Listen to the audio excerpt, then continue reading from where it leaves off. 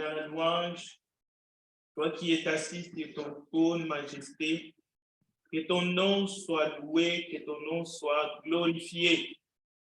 Ton peuple réuni ce matin, nous sommes présentés pour t'offrir des actions de grâce, des cantiques de louange. Nous avons apporté nos cœurs afin que tu nous remplisses par ta parole, mais aussi par tes grâces et tes bontés. Glorifie ton Fils, notre Sauveur Jésus-Christ, qui a donné sa vie en rançon pour payer les prix de notre rédemption. À lui soit la gloire, à lui soit l'honneur. Que ton esprit nous conduise afin que nous puissions assimiler ta parole, que nous puissions vivre pour toi. Que ton nom soit loué à jamais, partout sur la terre, ton peuple réuni puisse véritablement être en communion avec toi, qui nous a tant aimés alors que nous étions morts dans nos péchés. Mais tu as fait de nous un peuple, tu as fait de nous une nation sainte, acquis par ton sang. C'est en ton nom, Jésus, nous avons ainsi prié. Amen. C'est une grande joie ce matin de nous présenter devant le trône de grâce de notre Seigneur, alors que la grâce et la paix de notre Seigneur Jésus-Christ soient avec vous, y compris ceux qui sont avec nous et qui sont connectés. Nous leur souhaitons aussi la bienvenue. Ce matin, comme le frère Bernabi nous a dirigés dans la lecture de la parole de Dieu, dans le livre de Romains, chapitre 3, ce message est un message de grâce.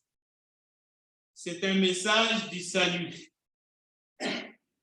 Mais que chacun doit d'abord comprendre. Ensuite, s'examiner et prendre la décision qui s'impose. D'abord, nous avons entendu que tous ont péché et sont privés de la gloire de Dieu. Et ça, c'est sans exception. Mais il y a quelqu'un qui a donné sa vie. Quelqu'un est mort. Alors que nous sommes tous, sans exception, des condamnés à mort parce que nous avons péché, quelqu'un est mort à notre place. Lui, il a été victime expiatoire pour nos péchés. Parce que lui, il est mort à notre place, il a expié par sa mort et par son sang nos péchés. C'est nous qui sommes des condamnés à mort. C'est nous qui étions des condamnés à mort. Alors ce matin, là où vous êtes, assis, ce message ne suffira peut-être pas à vous aider. Ne soyez pas un auditeur oublié. Vous vous êtes déplacé pour arriver jusqu'à cet endroit, mais vous pouvez partir tel que vous êtes venu, à vide, sans rien. C'est les dangers qui vous guettent. Alors, qu'est-ce qu'il faut faire? Pour que sa vie, pour que son sang qui a été versé, pour que sa mort puisse expier vos péchés, parce que nous avons tous péché, car tous ont péché,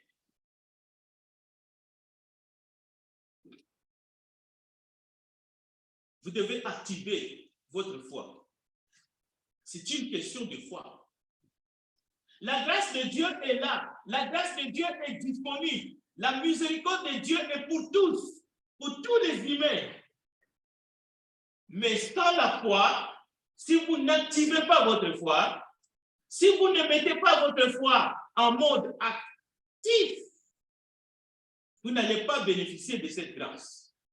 Cela veut dire que vous allez repartir avec vos péchés sur vous.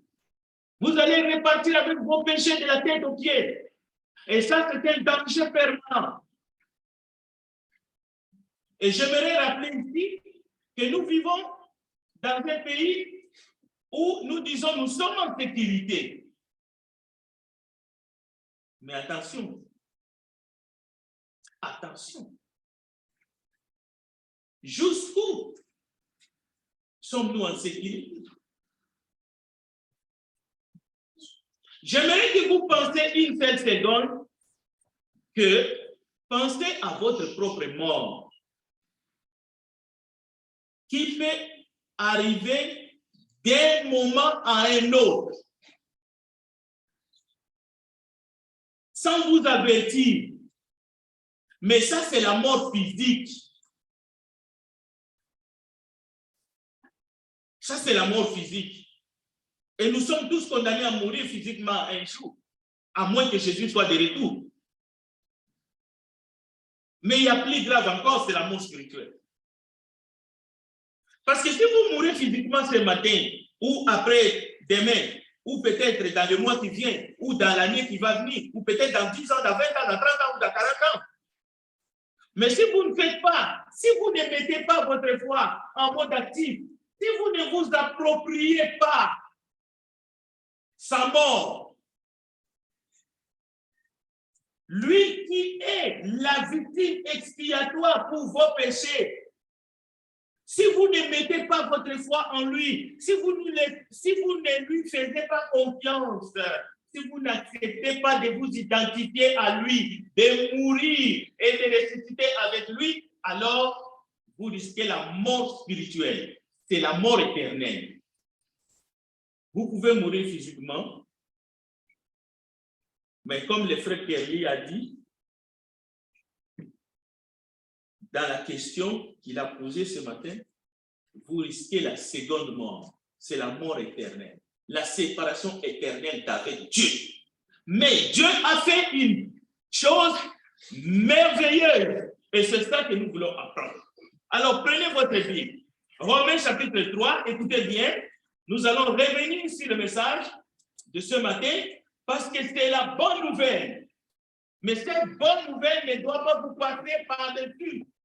Il faut que vous la saisissez.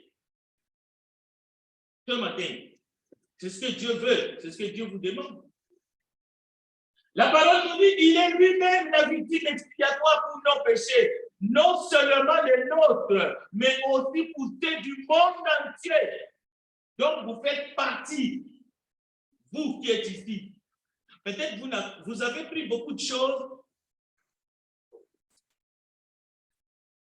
en compte dans votre vie. Il y a vraiment des choses qui comptent pour vous. Mais aujourd'hui, faites abstraction de tous.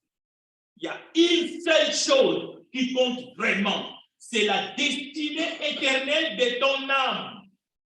Si tu meurs ce soir, où ira ton âme? Dieu t'envoie la bonne nouvelle de son Fils Jésus-Christ. Il est la victime expiatoire pour nos péchés. Cela veut dire il a été mis à mort à notre place. Mais il faut que vous placez maintenant votre confiance en lui. Sinon, vous allez porter vos péchés et vous serez condamnés. Romains chapitre 3, écoutez bien ce que la parole dit. La parole déclare solennellement. À partir du verset 21. Maintenant, sans la loi, et manifester et proclamer la justice de Dieu à laquelle rend témoignage la loi et les prophètes. Vous savez que la loi et les prophètes, il n'y a personne qui peut se frapper la poitrine pour dire que lui, il a obéi, il a accompli toute la loi. Parce que la loi nous condamne. La loi révèle notre incapacité. d'accomplir tous les commandements de Dieu. Nos œuvres ne peuvent pas nous sauver. Nous ne pouvons pas nous sauver nous-mêmes. Mais la grâce de Dieu s'est manifestée. La justice de Dieu. Dieu veut te déclarer juste. Comme si tu n'avais jamais péché. Depuis que tu as eu l'âge de la raison.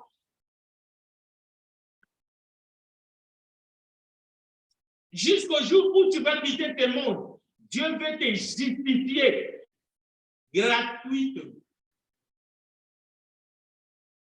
Il ne vous demande pas un sou. Il ne vous demande pas votre propre sang.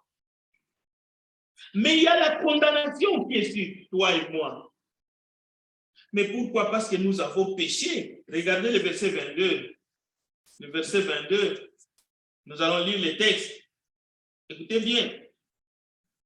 Justice de Dieu par la foi en Jésus-Christ pour tous ceux qui croient. Il n'y a point de distinction, car tous ont péché et sont privés de la gloire de Dieu. Donc, cette justice-là n'est pas pour tous. Elle est disponible, cette justification, pour quiconque. Mais elle n'est pas pour tous, elle est seulement pour ceux qui croient. C'est pour cela, mettez votre foi en mode actif. Ouais, vous êtes passé d'église en église, d'assemblée en assemblée. Oui, moi je suis, ainsi de suite. Non, le problème n'est pas là. C'est une affaire sérieuse.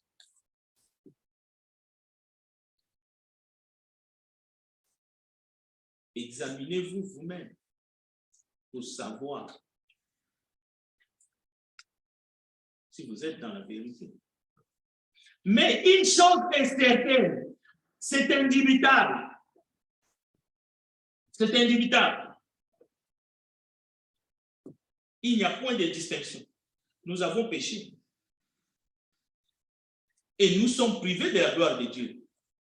Mais la bonne nouvelle, c'est que si nous mettons notre foi en lui, Jésus-Christ, et si nous obéissons à l'évangile, alors, il est la victime expiatoire pour nos péchés. Qu'est-ce que signifie le mot ou l'expression expiation? Expiation, propitiation, victime expiatoire, ce ne sont pas des mots que nous avons l'habitude d'entendre, mais dans la Bible, tout cela, ce sont des mots qui décrivent seulement une seule chose, le sacrifice de Christ pour nos péchés.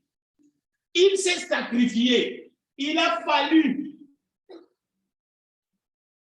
que le sang de celui qui n'a jamais péché, pour que le péché du monde entier soit effacé, balayé.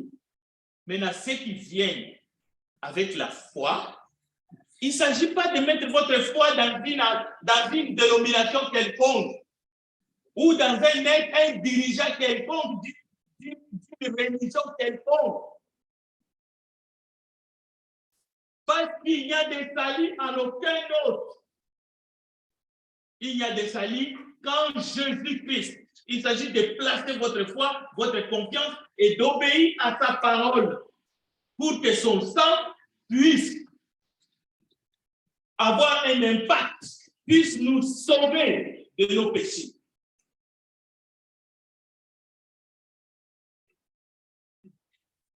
Romains chapitre 6, verset 23, nous allons lire aussi ces passages-là parce que c'est important. Romains chapitre 6, le verset 23, écoutez. Car le salaire du péché, c'est la mort. Mais le don gratuit de Dieu, c'est la vie éternelle en Jésus-Christ, notre Seigneur. Beaucoup de gens se demandent, que dois-je faire pour avoir la vie éternelle?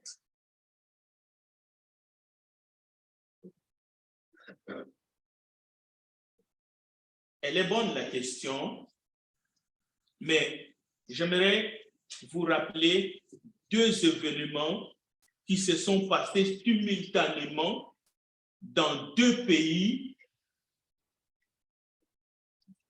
dans ce monde. Je peux même dire dans 3 pays.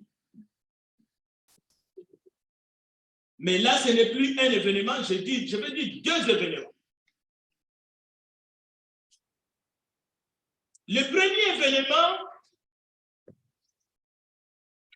c'est la guerre qui se passe entre plusieurs pays en Occident, justement, mais en particulier entre la Russie et l'Ukraine.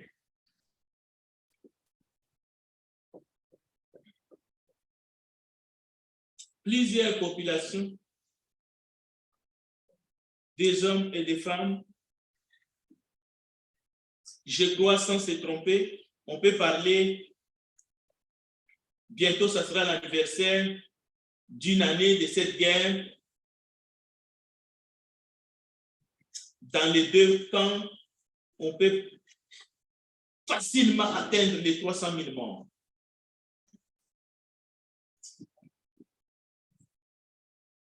Mais l'événement que je fais allusion ici, c'est vraiment un événement qui s'est passé simultanément et en Turquie et en Syrie. Peut-être que vous avez suivi à l'information, vous avez vu quelques images. La terre a tremblé. Je ne sais pas les nombres exacts parce que personne ne connaît les nombres exacts. Dieu seul le sait.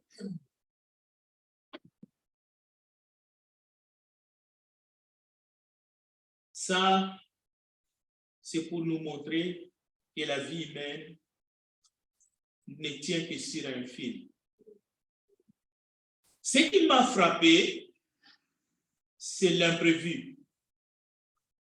Cela veut dire que quelqu'un est assis, ou il est dans son lit, ou il est assis dans son salon, ou il est dans sa voiture, et ce moment-là arrive. Mais ça, c'est juste un départ. C'est la mort physique. Les nombres dans les 2 pays de personnes qui ont quitté comme ça brutalement, qui ont quitté ce monde, c'est un nombre qui fait froid au dos. Mais j'aimerais que vous qui êtes là ce matin, vous et moi, que nous puissions penser à nous par rapport au Seigneur, lui qui est les victimes expiatoires de nos péchés.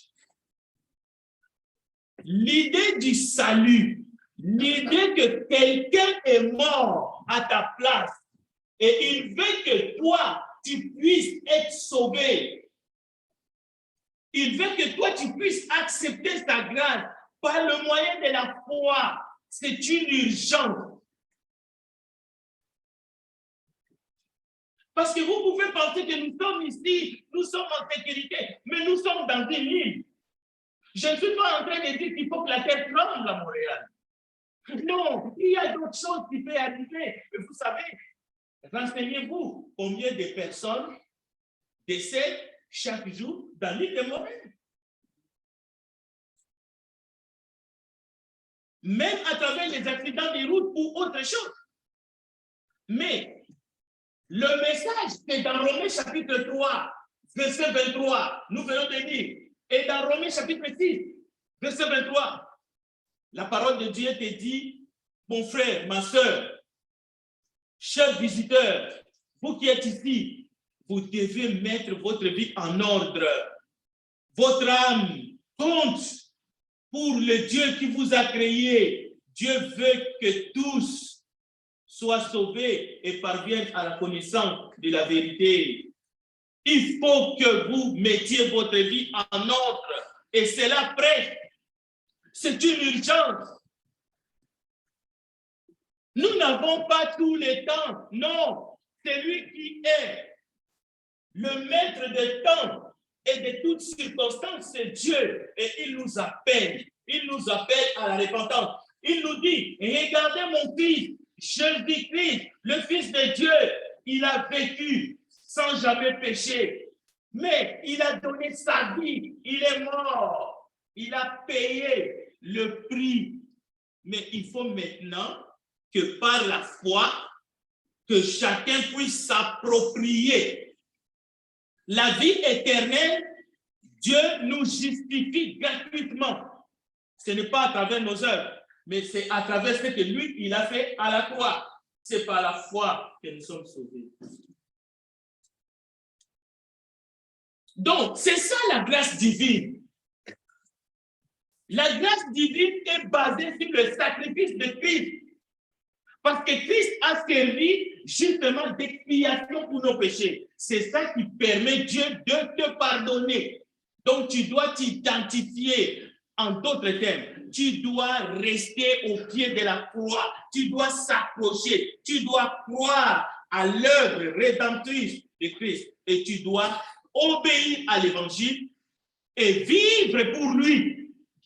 Il ne suffit pas seulement de passer par les eaux du baptême, de dire que je suis né d'en haut, je suis né de nouveau. Non, il faut vivre pour celui qui est mort et ressuscité pour vos péchés. C'est ça la vie de la fidélité. C'est ça la persévérance des saints. Romains chapitre 3, verset 24 à 25. Tes péchés peuvent être partout. Tu peux partir ce matin ici, quitte. Cela veut dire que tu peux partir libre.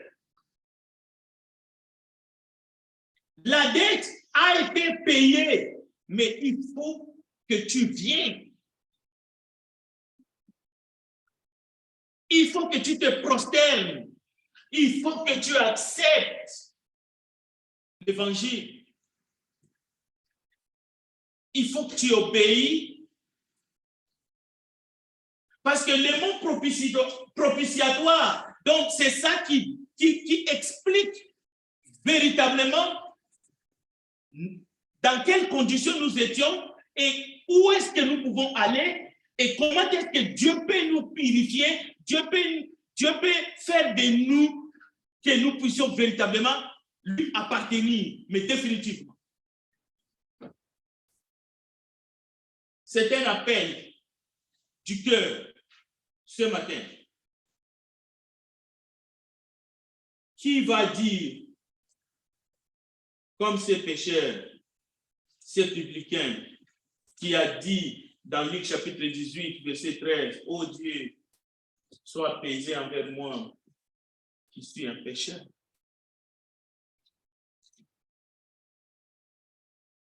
C'est alors